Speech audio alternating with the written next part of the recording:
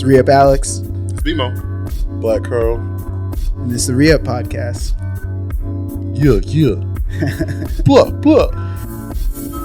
Step back, doors closing. Carl, what's up, man? How you doing?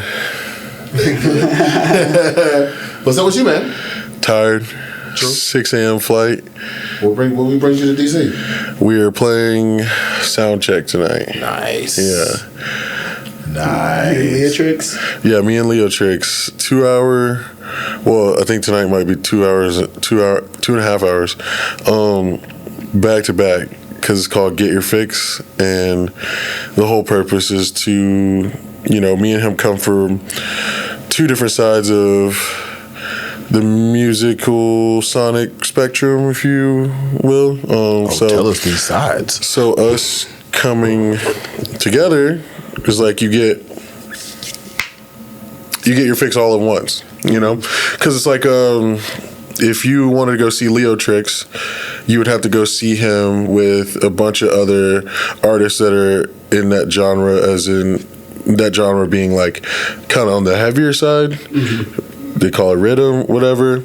And so you'd probably go to like an Excision lineup, he'd be on it. Subtronics lineup, he'd be on it, or whatever.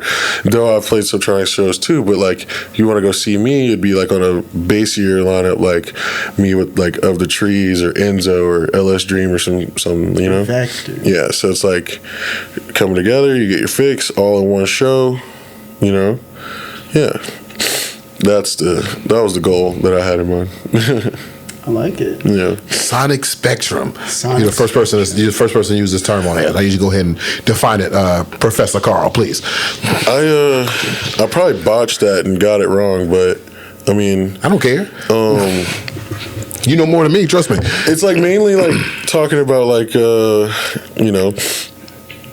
different rhythms and like the types of sounds that are being used to achieve the song that you're trying to make, I guess.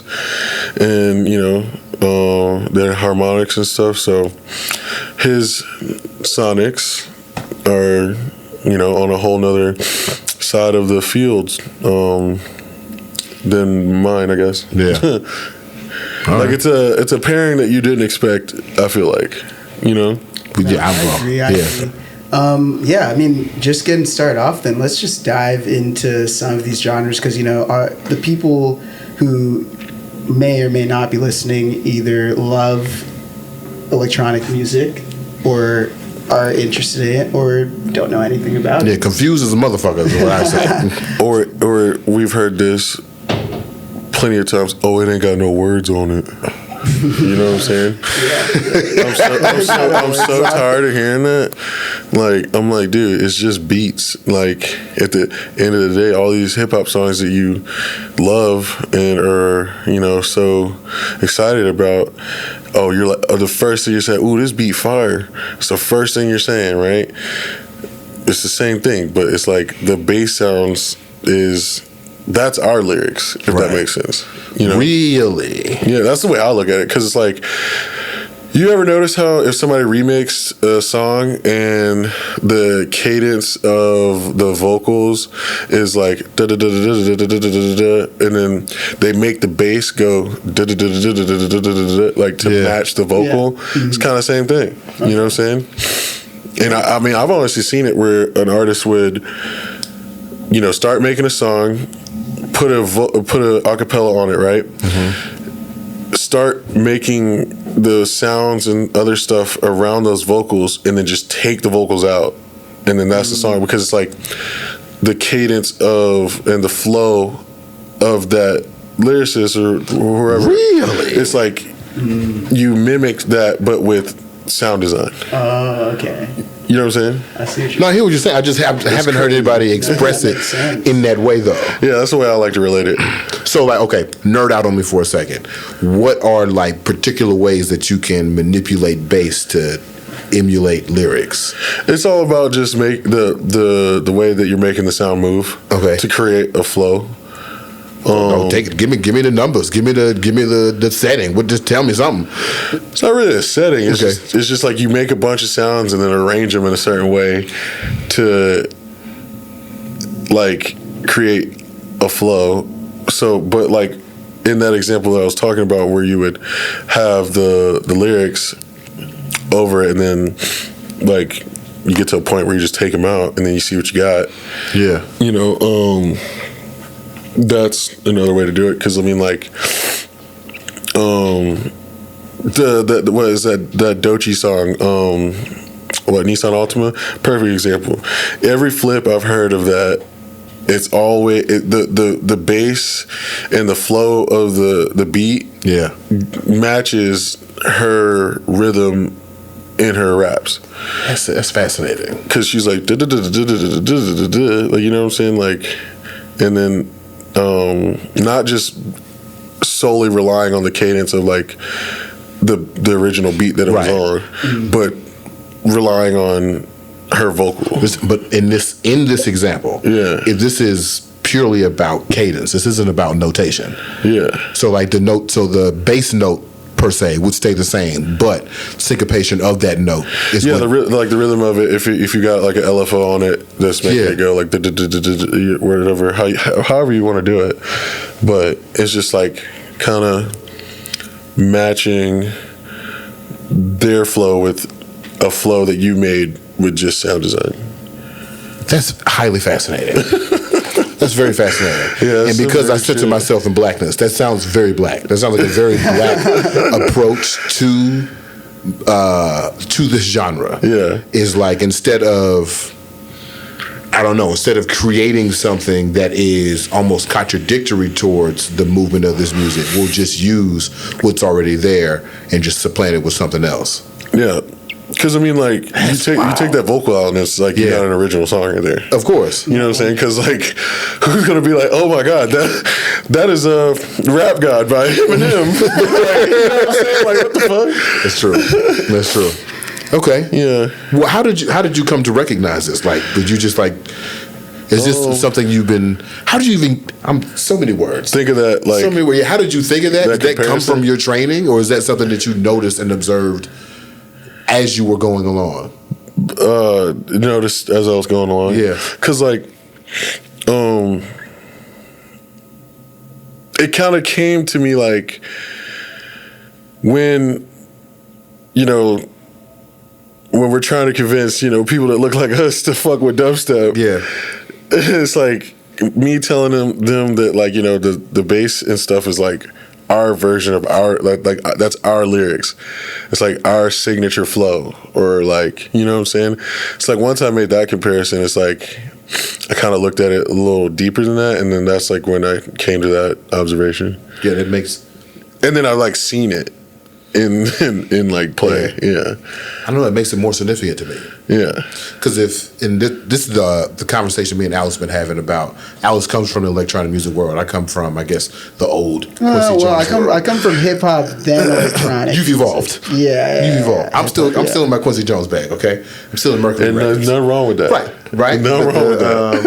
The conversation we're constantly having is I'm trying to figure out where is the skill in creating this. And the way you just explained it to me, now you sound more like a percussionist who plays through bass rather than when I hear dubstep is like, are they just using the same song over and over again with a different? Some people are, honestly. Yeah. But if you have lyrics, you're not. Yeah. Well, right? I mean, like, I try to make every song different, but some people do just like let's say they made a hit, and they'll try to recreate that hit over and over and over and over again. But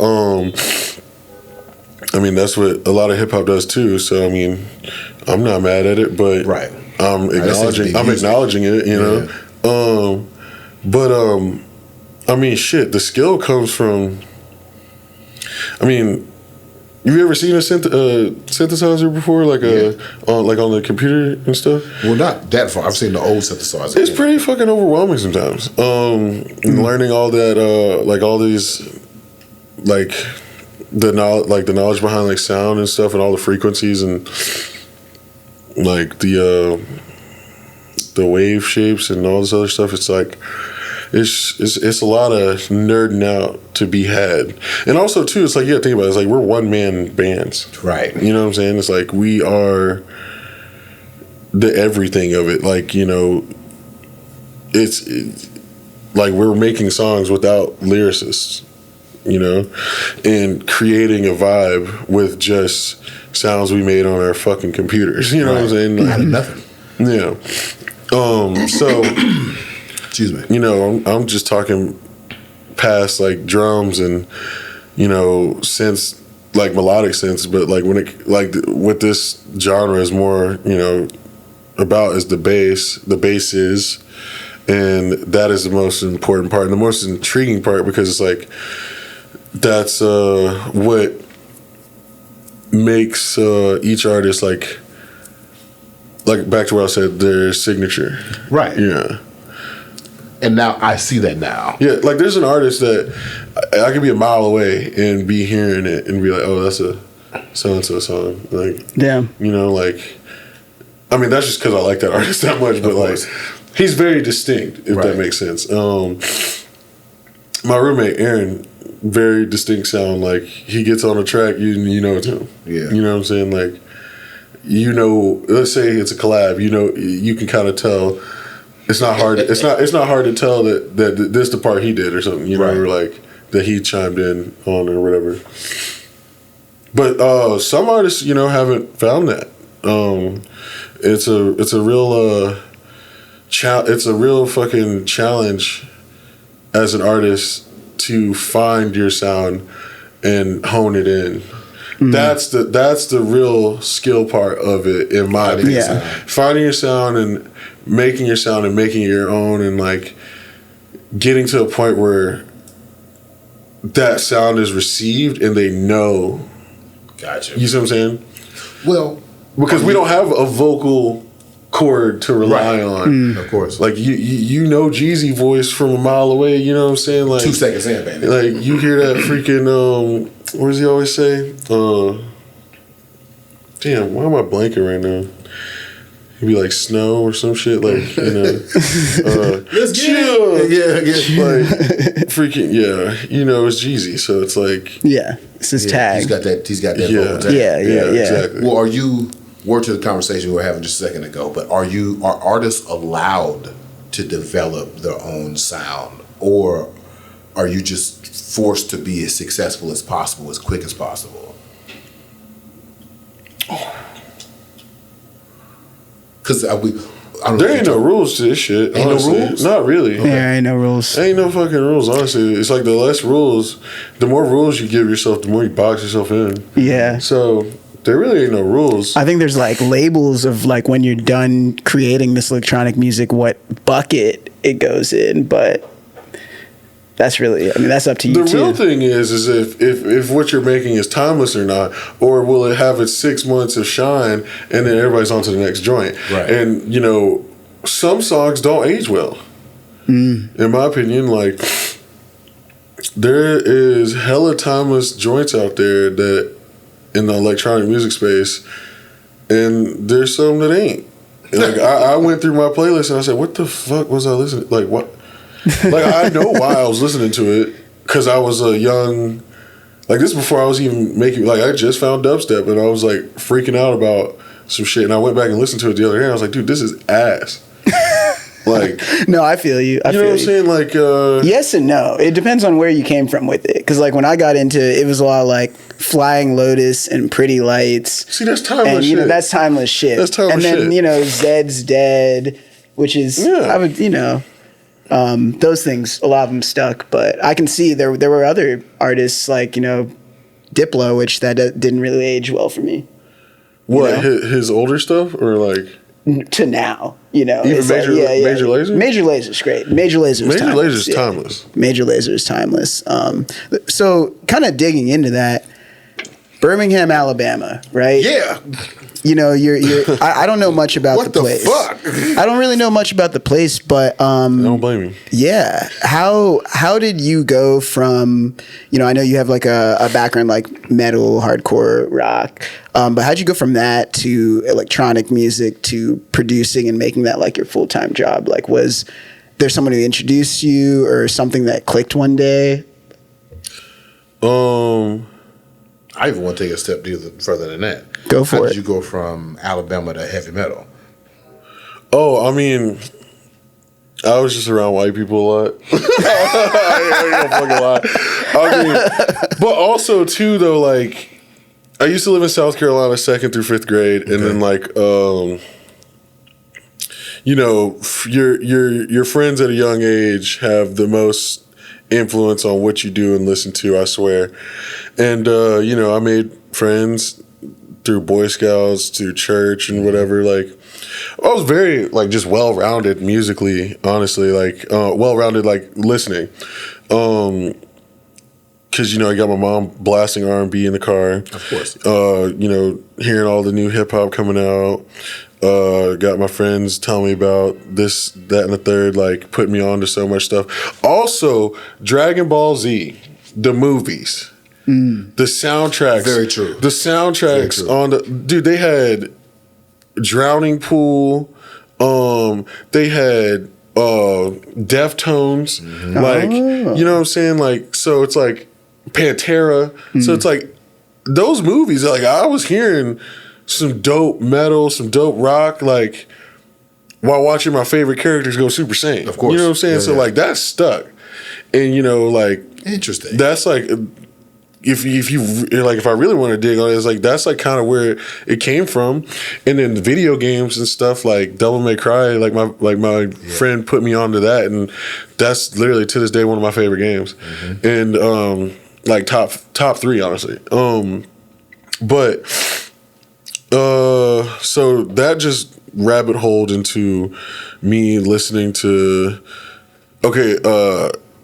more metal stuff. So my uncle took me to you remember FYE stores? Yep. Yeah. So he gave me some money to buy a CD. Can you try to take a guess at what I bought? Green Day. Nope. I didn't really fuck with Green Day. I did, but like not like everybody else. What year is this? Shit. 06? I think earlier than that. Wait, no.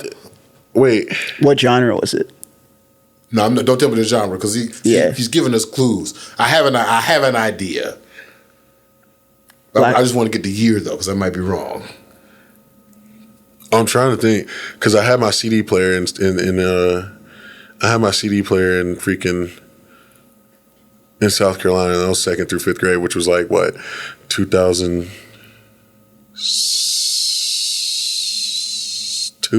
2003. Okay, maybe.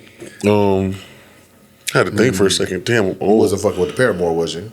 I mean, yeah. I didn't get that on CD. That wasn't the one. Okay, no, I definitely had that album off LimeWire though. Okay, for sure. Fall Out Boy.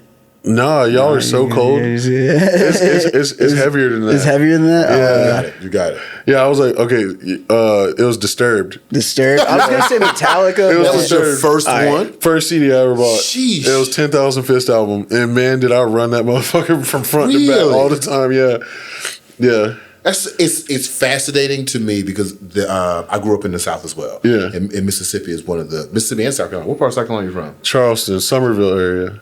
Myrtle Beach. Okay, word. Right. So I know a lot when I tell people when I moved up there for Howard, they didn't really believe me. There is like a rock influence on, especially like young black kids in the South. Yeah. But they don't really get it. They thought I was more like they thought I was Boosie, weird. GC and Soulja Boy, and I was like, I was still fucking with that too. I do too, but like I you will was- listen to Metallica. You though. was on Bebo. No, definitely. Yes, You know what I'm yeah, saying? I was on Bebo. You know what I'm saying? Like, come on. I just haven't. It's just so fascinating to hear that somebody was captured by the music of Dragon Ball Z. Yeah. That's fascinating to me. Yeah, Pantera 10s. It was on the Broly movie. I knew you were gonna say the Broly movie. Yeah. I knew it was Man, that motherfucker was going crazy. And it's like, oh, sure. Okay, like, so that's how you carved out. So you so sick. joined the metal influence of the South. Yeah. And then that took you to. Fast forward to, my dad got me a drum set, drum kit when I was like high school. Sweet. And then my house burned down, lost that. Fuck. I was in band in middle school. I played the fucking clarinet. I got stuck with clarinet because all the positions were filled. The drums was filled. They wouldn't let you play the drums. I mean, they already had a fucking drummer. I played. He was fucking good. I played the drums in band. He played. He was the church band drummer. Oh yeah, you gotta let him. He was busting. Yeah, you gotta let him slide. No chance. He was busting. They put my ass on woodwind. Oh fuck. Yeah. I played the sax though. Clarinet would have been wild though. I had fun though. You know, like learning clarinet. He said I could do it. Squidward in this bitch. But you also have a notation, like you also have notation stuck in your head. I mean, honestly, I forgot all that shit. Damn. I only did it for like one semester or whatever, sure. And then I was like, "Fuck this shit! I'm not being a clarinet player." But I did it. But then like, so when I got the drum kit, before I got the drum kit, I was on Rock Band. I'd wake up like every fucking morning on the weekends, like early as fuck, and get on Rock Band drums to like wake up. Yeah. That was like my morning routine. Just to warm up. Yeah, because I was like trying to get good because like all my friends were playing it. And like we were all like, it was like on Xbox 360, like that's like what we did on the weekends, Rock Band, and shit. They played on expert, so I had to get good. Catch up, I had to catch up because like if everybody's not playing the same difficulty, it makes it slower for them. Yeah, which kind of throws them off because when you're playing on expert, it's hitting every like notation versus like. On hard or medium, it'll leave out some, and it's not the actual rhythm of the song. So you're like, let's say it's like you're in a section where it's you're actually only strumming like right. You know what I'm saying? So it's like kind of throws you off, honestly. Like not playing expert and like trying to do that. I felt like set you back because it's like you're not actually playing. Like as close to the rhythm as possible. Exactly. Right. And that's what you're hearing. Right. It didn't edit the damn song. No, it didn't. So like, you know, so that turned into me wanting a real drum set, and then I wanted to be in a band, and then that never happened. So fast forward, I want to say, shout out my homie Michael Jaramillo. It was when Halo 3 ODST came out. Okay. We was at his house, sleepover. He started playing some fucking music. I said, what the fuck is that? And it was dubstep. Yeah. He was playing it off YouTube. And I was like, dude, this is so sick. And then like, you know, didn't really like, you know, that was during middle school. So like, you know, fast forward, I kind of like didn't really like have access to dubstep. I just kept listening to metal, you know, like it's like I only listened to dubstep when I was with him, or he'd play it, you know, and then fast forward to high school, fucking Bass Nectar came to town. Okay. Oh god. Yeah. And then, but also too, Spotify came out, and then also too, I want to say, I got put onto like Rusko because I was downloading those albums on Mediafire. Mediafire classic, and like putting it on my iPod and shit. Lots of viruses. Yeah, that stuff. Yeah, back then, man. Fucking viruses, bro. We'll be all right. But then Spotify came out. Oh, and also so SSX. You remember the game? Yeah, of course. Yeah. Okay, so tricky. Not tricky. It was once they finally came over to 360 and PS3. Okay. It was that reboot. Okay. They had Camel and Crooked on the soundtrack. I'd heard the soundtrack, and that's how I found Camel and Crooked. Then senior year of high school, all seniors got iPads. So Spotify was like a new thing. So everybody was on Spotify, and I was just diving deep. Found Netsky, fucking Camel and Crooked. Just found hella more fucking drum and bass and dubstep stuff, like the UKF like best of like 2011 tapes, all that shit. Great Zomboy, place to all start. that stuff, all that stuff. So I was like heavy into dubstep. Then I started going to shows, and then I met a friend named Ariel, and he was DJing. and he taught me how to DJ. And then from there, I like was like, yo, like it got up to a point, like I knew I was gonna eventually like, you know, start trying to make it myself, but just didn't quite have all the tools because one, it was expensive, and two, I was a broke kid. And those programs were expensive, so crack shit. Of course. Crack stopped working.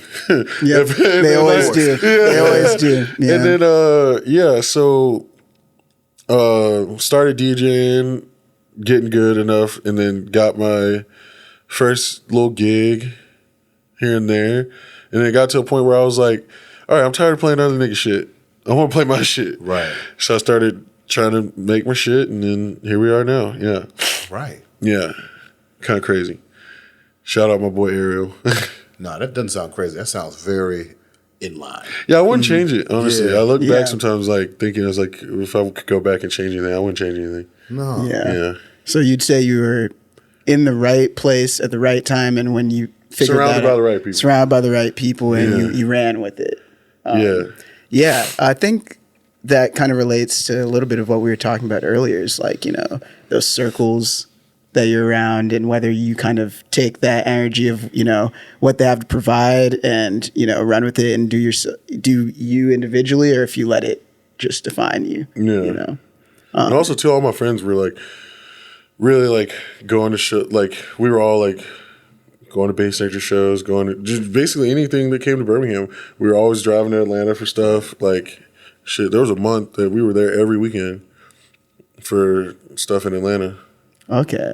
Yeah. So would you say you kind of, you know, you mentioned more of the bigger shows that you're going to, but is there like an underground scene in Birmingham, or like would you have to go to Atlanta for that? See, there was, but there wasn't.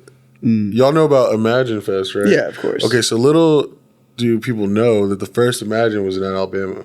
Oh. And that was the first time I took Molly. All right. Freaking, so this dude named Daniel Steele and Glenn, they both did it. Glenn Goodhand? Yeah. So they did it in Alabama. Then the second year, I ain't trying to diss Glenn, but it's like, you know, the story that Daniel says is like, you know, he took it from him. I don't know all the details, but it's whatever. Not my beef. But Glenn took it to Atlanta, and it did way better. In the story there. But so the guy Daniel Steele in Birmingham, he threw shows and was throwing shows for a long time, and then it got to a point where he basically stopped. So somebody had to fill those shoes, and those my buddy Tyler started doing that, and then started bringing, like, he brought like Liquid Stranger, brought Bomber, the Whittler and stuff like was like steady trying to put on shows and stuff, and you know, and there's this other guy, can't remember his name, blanking right now. I think it was David, but yeah, he brought Liquid Stranger the second time, and I actually got to play that show, and that's how I met Liquid Stranger, Freddie Todd, and Manic Focus. Because like they fucked with my set so heavy that they let me go back to back with them at the end. Yeah, ultimate respect. And then that's where that relationship. Oh, sorry, hit the mic. That's where that relationship kind of brewed from, especially with Freddie Todd.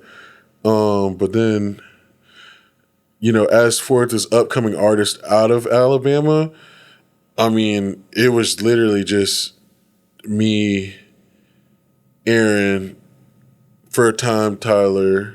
You go by Mowgli, Aaron goes by Vector, and then you know, before all that bullshit, fucking Mize.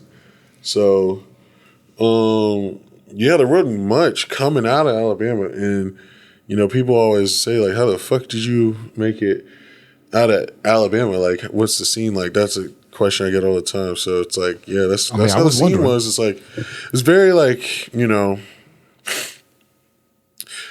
I want to give a lot of appreciation to my friends that supported me, because them pulling up and, you know, packing it out early is like what, you know, brought attention for me to keep getting booked locally, and then it evolved to me getting booked regionally, and then past that, and like so shout out to all the homies that came to my early Birmingham shows. Yes, radical support is important, because that's all an artist needs. Like, you got to get your city on lock first, and then like. Then you can move. Yeah. Once you have that type of support. And like that, and that's the kind of person that I was, like, in the streets of Birmingham, like handing out flyers, like selling hard copy tickets to the homies. Like, I sold 121 tickets by hand. Damn. Yeah. That's how you do it, man. Yeah. Damn. Well, also, that's how I was getting paid. Yeah. $3 a ticket. Yeah. No, that's real. That's real. I gotta get these tickets. Yeah, I was like, yo, you gotta buy these tickets. They're cheaper, and you get it right in your face. Like, no fees, no online fees, none of that bullshit. Always. Yeah. So I was slinging them hoes. Yeah. Yeah. I always use that example actually within even other genres. Like, you know, when you think of the rappers who had all of their homies supporting them, you know, in places where you thought like music wouldn't even come out of, like you can copy and paste that formula within a lot of different genres. All you need is support your friends. Yeah. Honestly, because and have a good product, a good music. Of course, you know, like that's bottom line. I hate to say product. Oh yeah, we all agreed. I thought that you can't come with no bullshit. No bullshit. Like, when we're speaking, it's like we're assuming that the music's there. And it also really only clicks when like that person is genuine and that person is pushing the boundaries. Like you can again just keep doing that formula within so many different genres. Exactly. So you kind of mentioned it before when you're talking about trying to get more black folks to listen to dubstep or even like bass music. Are you dealing with other types of like cultural antagonism, or people like questioning your blackness, or people like, is this? I feel like those days are over. Really?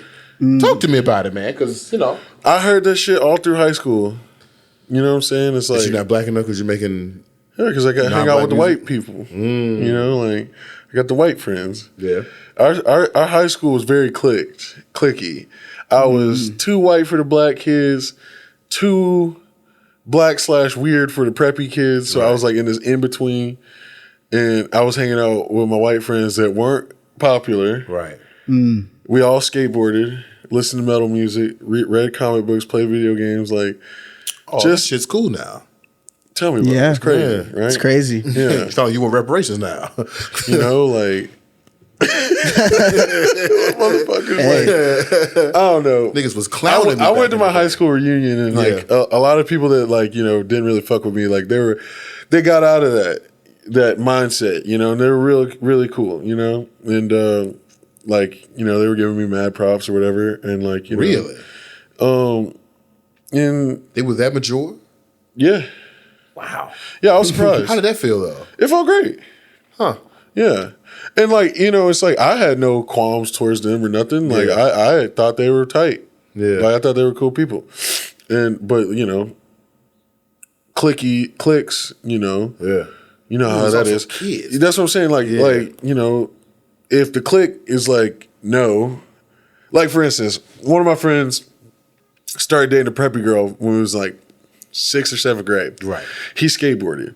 Her friends would make fun of her because she was dating a skateboarder. Skater boy. Oh, yeah. They'd be singing Skater Boy, all that fucking Avril Lavigne song to her and like dissing on her and shit. And they led to them breaking up. I was like, that's so stupid. That's so stupid.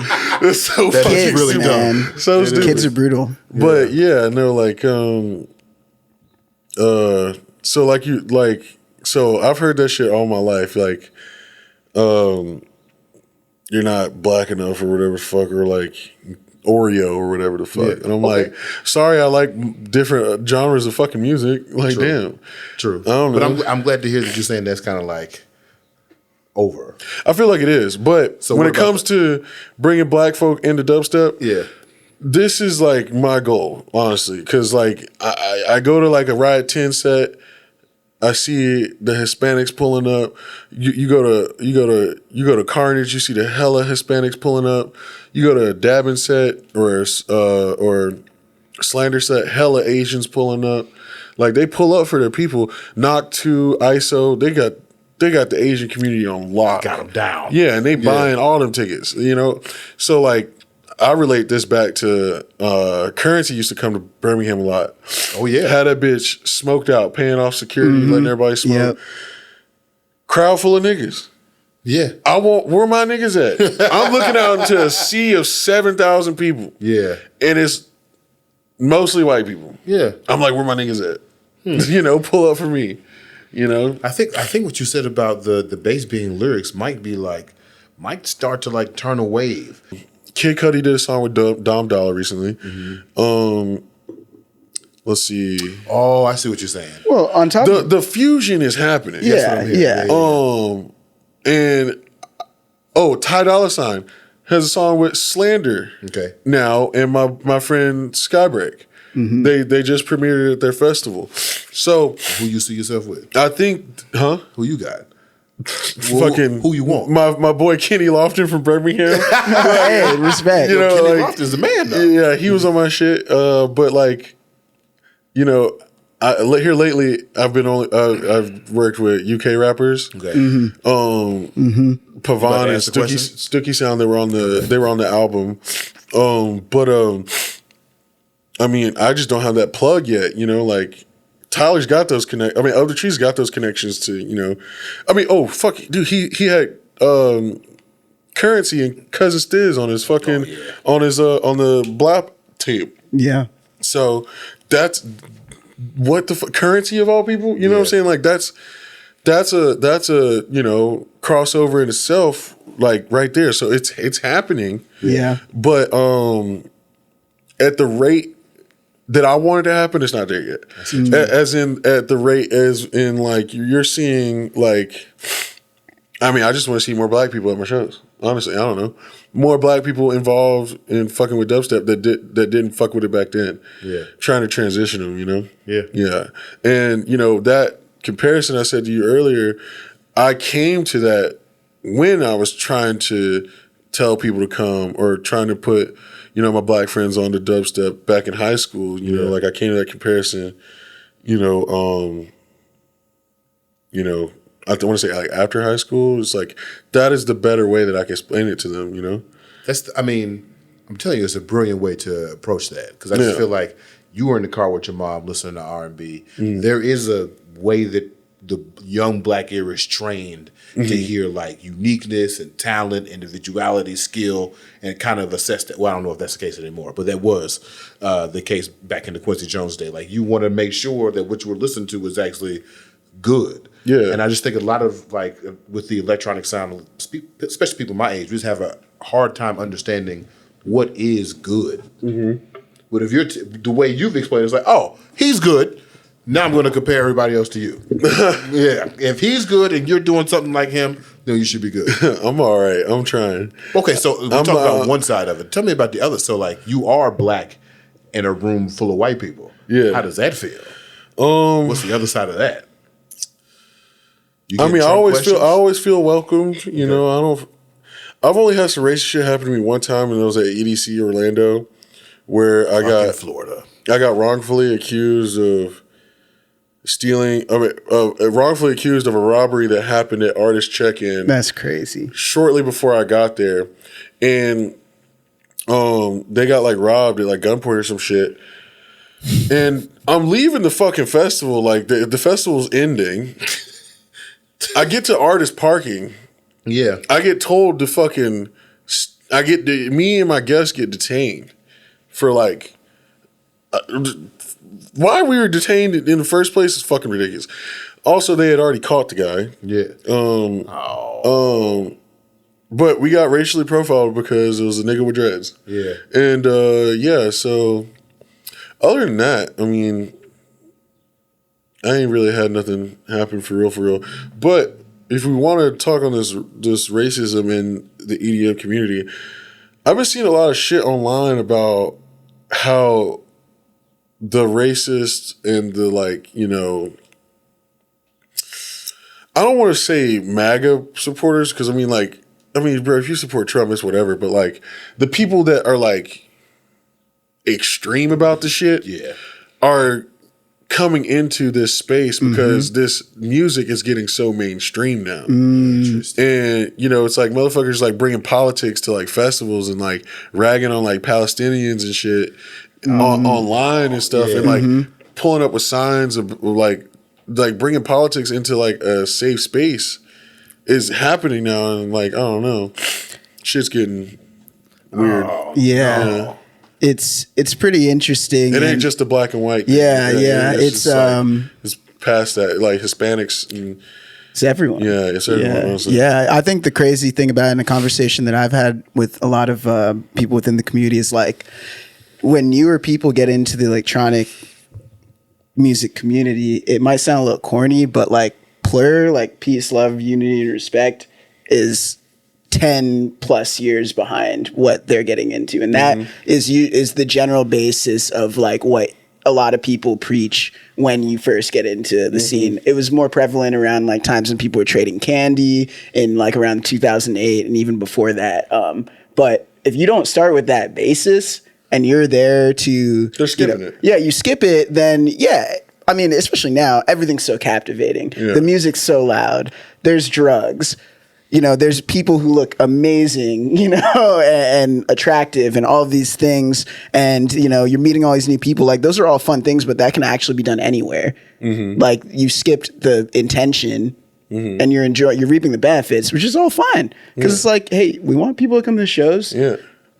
Everyone's welcome, but it's more consumption. And once you get into consumption, it kind of opens the floodgate for anyone. And also gets in a discussion of when it becomes mainstream is not underground anymore, right? Like when we were talking about it earlier, if you are an electronic music lover who came from the underground and you go to these bigger events, you go to these more mainstream events, it's like, yeah, you know, you're still within the underground, but it's a whole different spectrum. It's a whole different world that you're, you know, exposing yourself to. So it might not be along the lines of the values of what got you into it, but if you love it so much, you know, take it in, you're still going to be in that space. I actually created a thread on Reddit about this not too long ago, just asking the question is like, yo, do y'all think this shit's like underground anymore?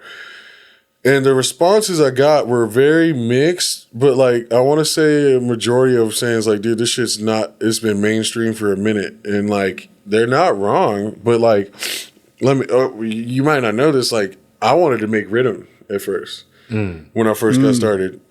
And that's back when Riddim was like, it's new. It was so niche. Yeah. Like it had just like everything was still like bro steppy. No, definitely. And you know, Riddim is now the standard. Like if I say dubstep to somebody, they automatically think Riddim. I think it's actually the progression of dubstep would technically be Riddim rather than like I would like to say bass music, but it's not really true. It would actually be Riddim, Riddim was such a like niche thing when I was like heavily into it, and now it's the biggest. It's like, you know, when I was wanting to do Riddim, I was like, why is this not the shit? You know, like, and then now it is the shit, and I'm like, fuck, you know, like I don't like where it's going because it's like, I don't know, man. I guess like you can call me if I'm going against the grain, but I'm not. I just there's good Riddim and there's fucking bad Riddim. There's a lot of bad Riddim. I don't know. That's just my opinion. Well, how would you classify it as bad? Yeah. How would you define bad? I could only show you. Like we're not going to do that. Yeah, I'd have to play. We're not going to do that.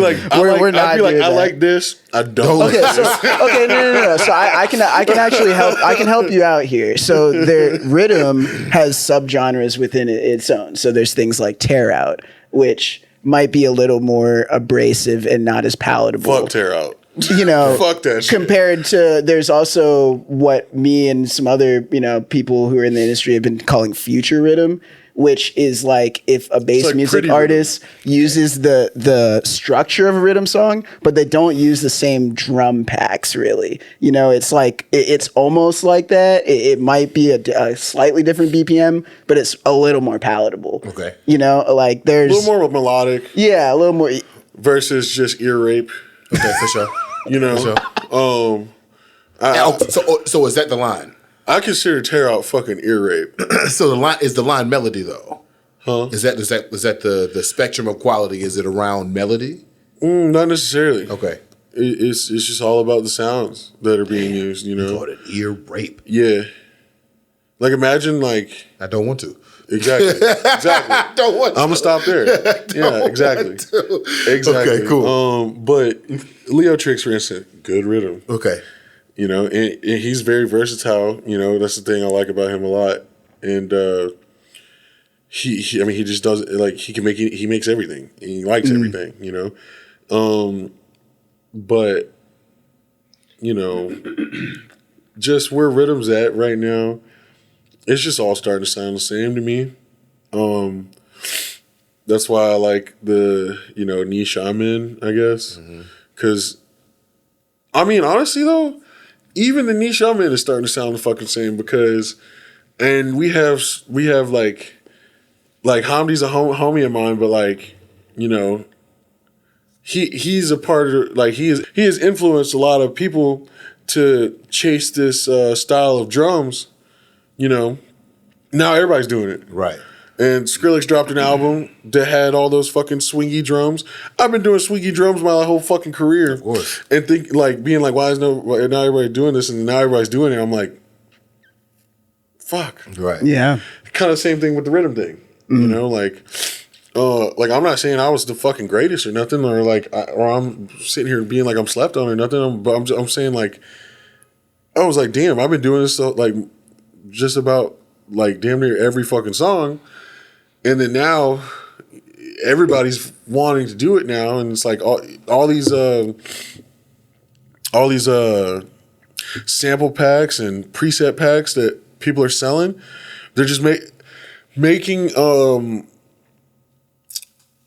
they're making the ability to make music easier and easier, and people are using these sounds and aren't changing them that much. So, right.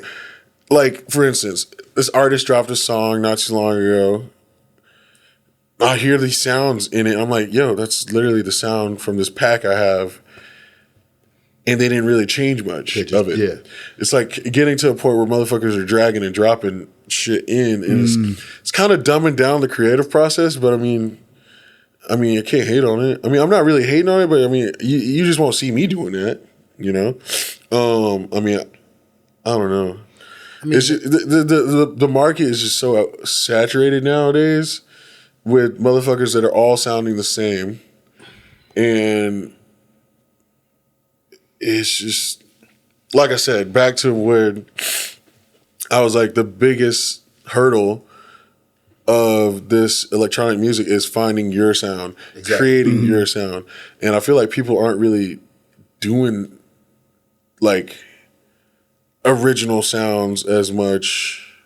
Like people are, right? But like, it's not at the forefront of being a good producer. That sounds like what's going on with music in general. That in order to be successful, you have to be successful.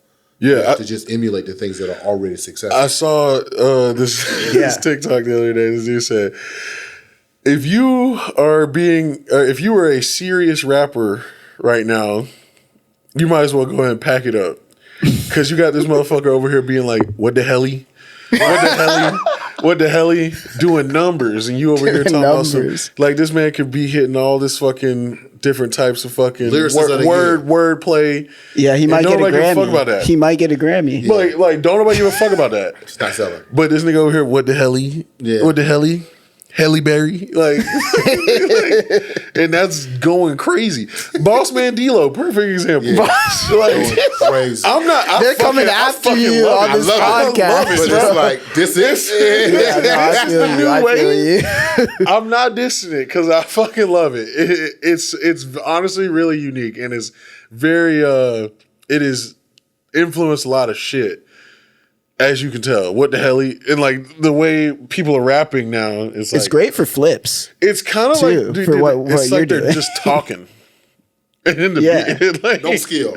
Just we just have a conversation. no, there's skill because it's fun. It makes me laugh more than fucking that makes me go like It's theatrical. Damn, you know, like you know what I'm saying, like. Oh no! Like I fuck with Suicide Boys and Puya and stuff, and like there's bars that Puya says that makes me be like, damn, like. But then like Bossman Dlow has me geeking out, you know. It's entertaining, but it has me turned though. Yeah, which is the goal of. I guess that's the goal. Yeah, it's the fucking like. That's the lane. That's like the go lane. to a Bossman Dlow show and tell me a one turn. You know what I'm saying? Like fair. So it's like. That Very true. That's what music's about. Is like, you know, evoking that response or emotion. You know, so yeah, it's you're entitled to your own opinion. No, that's true. And honestly, with rap, I feel like it's not as prevalent as the side that you're talking about, like the Bossman Dlow and you know that kind of thing. But the lyrical and conscious rap is kind of on an uptrend just with people like the Alchemist who are like really, really out there, you know, really, really prevalent producers taking rappers like even people like Chainz, the Chainz, Larry June Alchemist project that dropped. Groundbreaking that you would take Chainz and you're going to make him, you know, you're going to sit him next to this backpack, almost conscious rapper, Larry June. Talk about that. Talk about that album Alchemist. Like, talk about that album to an 18-year-old. I bet you don't know. You don't know what he might like. about. Yeah. If he does, so? You found an 18-year-old that like got some taste. Goated, yeah. He's got some taste. You know, I'm not saying that. 2 Chainz and Alchemist. Nah, ain't no 18-year-old. Yeah, that's crazy though. Like, I mean, I'm over here nerding out. Like, you know, they over here bumping Bossman Dlow and Ian. You know what I'm saying? Yeah. Ian's fire. But like, you know. I mean, okay. I fuck with it. I you know, I'll get back to like You're I feel like to your Ian no, because we actually brought up Ian on this podcast. I can't get to the exact episode in my mind, but we brought him up because of appropriation.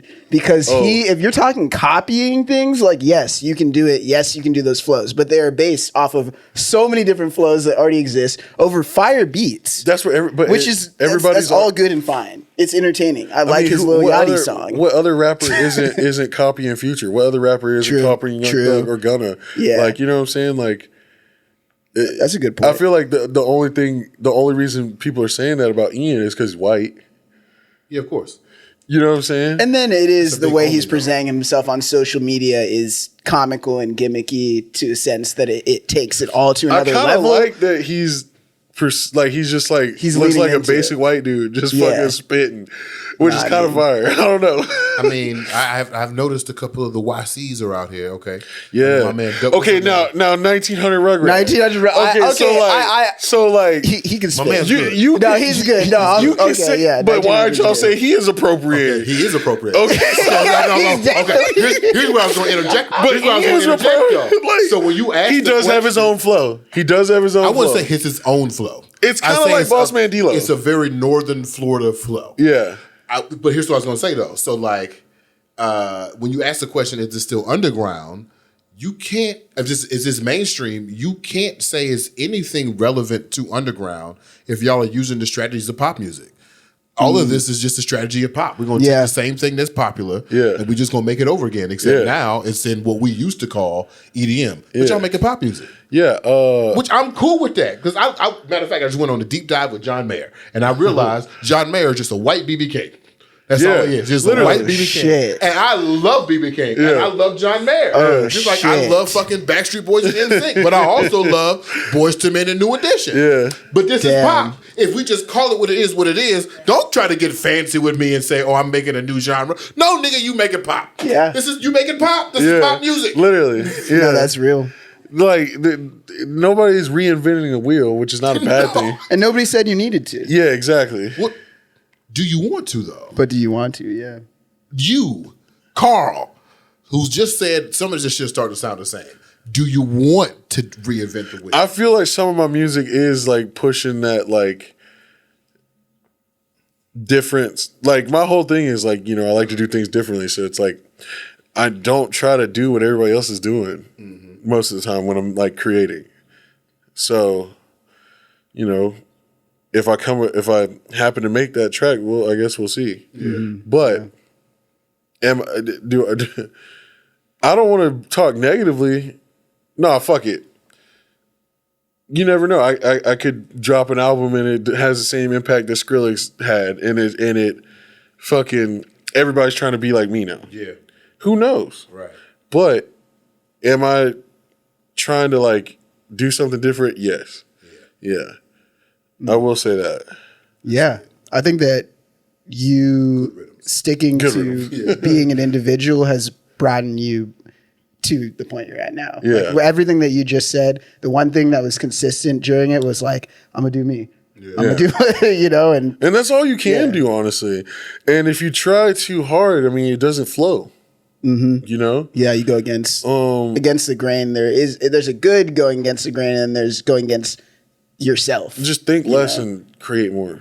You know? No, that's what I've been learning lately is just to think less and don't overthink it, and just like, and also this thing with instant gratification, man. A lot of songs that are being released are so instant gratification versus back then where like songs build up to this certain point of fucking madness that's so sick. Yeah.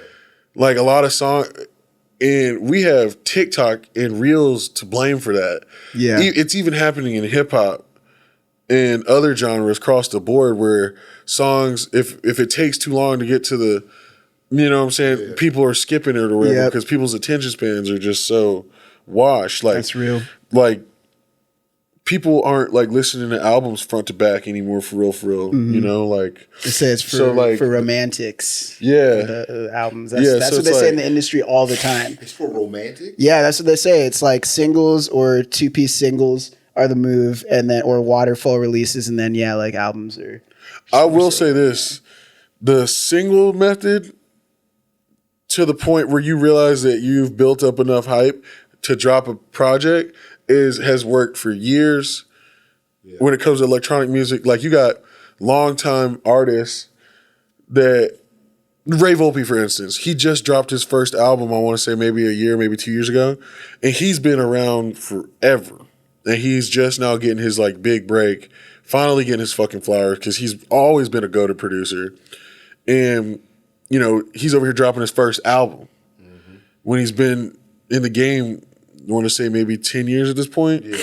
So it's like, and then so like leading up to that, it's been constant singles, small little EPs, whatever, you know, building up that hype. And then he waited till the point where, you know, he got this one hit song. I'm not saying he's a one hit wonder or nothing, but like this one song, this one hit sparked the album, and that hit is on the album, if that makes sense. You know what I'm saying? Like, so, right there. But that's a method that's been, you know, across the board for decades. You know what I'm saying? So it ain't really, like you're saying, like the method is now, it's been the method, but it's just like, we're noticing, let's say you just drop an album out of nowhere, nobody's about to listen to that front to back because there ain't no hype generated around it, depending on how you market it. Right. Everything's about marketing now. So, I mean, it's always been about marketing, but now more than ever because of social media. Yeah. The way that social media is now, you know what I'm saying? And we've had discussions even about whether visuals and media on social media has become more valuable than the song itself. Oh, it has. Yeah. Yeah. Because like you could spend, you know, weeks and weeks just pumping out content talking about your song, but ain't nobody gonna listen to it because they're not locked in with you as a person. Right. That's all I'm seeing from all these, you know, people that, you know, are constantly studying like projects like Sabrina Carpenter, or like Billie Eilish or whatever. Like they all are doing this thing for their, you know, fan base where they're connecting and showing like it's not, you're not always trying to sell them on a song, if that makes sense, on your socials. So it's like, you. Exactly, you're selling yourself. Yeah, the music isn't. You're right. I mean, because I know who all of those people are, but I can guarantee you I've never pressed play on one of their songs ever. I actually added a Billie Eilish song to my. But like I've heard it off social media, but it's only, and you know, I've heard it in some restaurant or something, but never have I, like, just me like personally. tapped in. Yeah, like so it's but I know exactly who these people are. Yeah, it's crazy. Yeah, get into something that's important to me is so you're the treasurer of Crown the Foundation, right? Yeah. How did that come together? Like, what is the Crown Foundation? It's this nonprofit organization started by Charles's mom, CharlesTheFirst. She asked, like, we had like this board meeting, and then like we had to like step up for roles or whatever, and then like I was like, fuck it, I want to kind of learn how to do some of this stuff. So I was like, why not? Yeah. You know? But yeah. I think they're gonna do another show at Cervantes on his birthday. We've done 2 so far. Nice. I see. I think we're planning another one. We haven't had a meeting in a while. Everybody's been so busy. But yeah. That's how I got it. Like Beth just asked me. And you know, more than willing. Yeah, you know, I definitely like to keep that story alive. You know? Yeah, same. So that's important. And you know, for context, you know, CharlesTheFirst was a prolific electronic music producer who passed away, you know, too soon, but made such an impact that it has stuck and continues to stick. Yeah. I always compare, and I don't know if this is going to give me a shade, but I compare it on like a level of Mac Miller passing away almost, but with the electronic music scene. He did have an impact on the scene a lot. Yeah. So yeah, I always like to pay homage to that. Timeless tunes. Yeah, you got anything for us? You got any questions for us, Carl? Where are y'all from? Go ahead. I'm from Alexandria, Virginia, basically where you started your trip with the airport. Yeah. Which is 10 minutes from DC. Okay. Yeah. Who are you? So I was born there. Then I moved to Tennessee, Missouri, Mississippi, Florida, South Carolina, New Orleans. Okay, so you said something about Mississippi earlier. So are you familiar with Livingston? Like the town? Yeah. Yeah. It's like right before the state line. Yeah. It's in Alabama.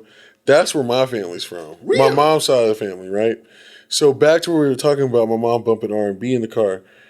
Okay, so you know how down in the fucking sticks you got that fucking... it's a different type of R&B music, but it's like more party music. Yes. Type where my auntie putting it on CDs for the get-togethers type shit. Like that's the type of music influence I was. Really? Yeah. So it's like that boots on the ground type shit. Yeah. It's like that. I can't even. I know who you're talking about. Thinking of songs right now.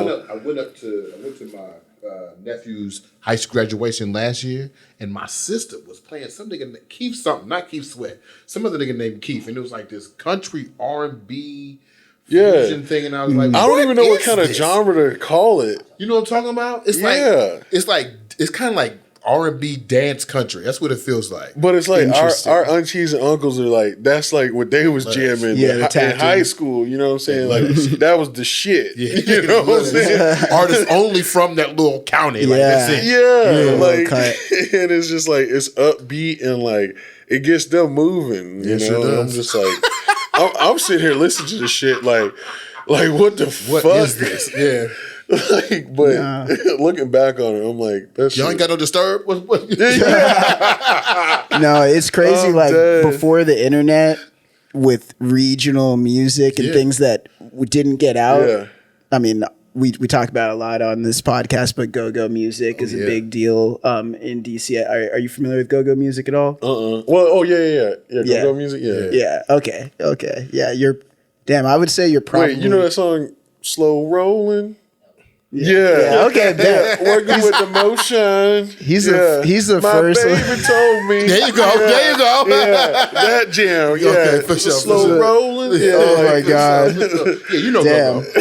First experimental electronic music producer to actually know what go-go music was Yeah, on this yeah. podcast. I'm not surprised. Congrats. Who's not from the area? Because Ryan Stelsey is like, I mean, I would he say don't that. count. Yeah, he don't count. He's from the area, so yeah.